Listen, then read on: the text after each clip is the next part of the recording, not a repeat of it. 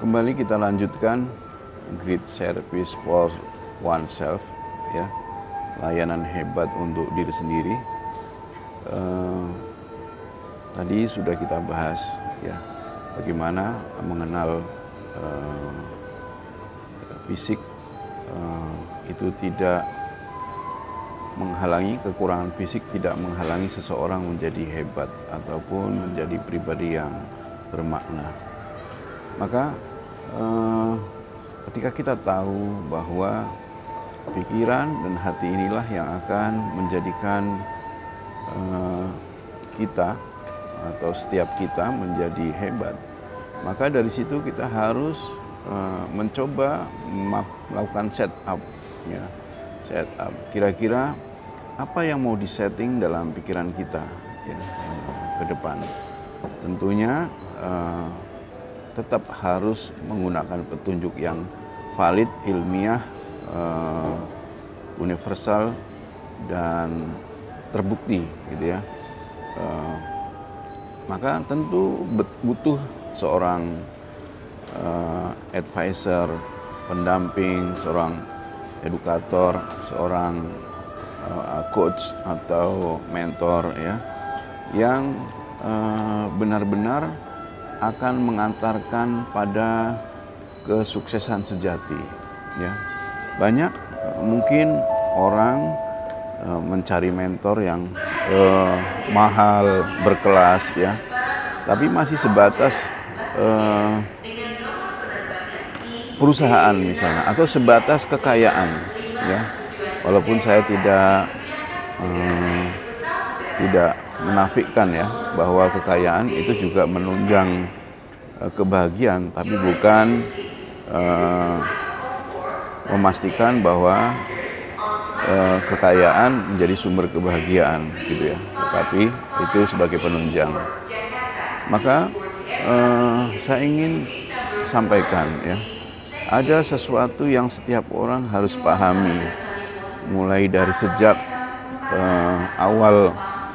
Dari mana kita sebenarnya, ya, sebelumnya kita tidak ada orang yang saat ini usianya 60 tahun, mungkin 100 tahun yang lalu ada di mana, apa namanya, gitu ya.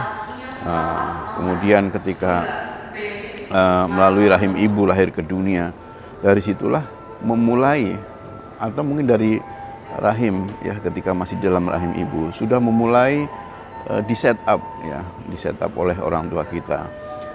Namun saya akan fokus ketika kita sudah bebas untuk memilih kewenangan membuat cita-cita ataupun membuat program untuk diri, ya, membuat program diri seperti apa ke depannya. Kita harus benar-benar mencari tahu, ya, dari informasi dari kita sejak tidak ada di dalam rahim sampai ke ujung akhir kehidupan yang seperti apa yang ingin kita harapkan, ya.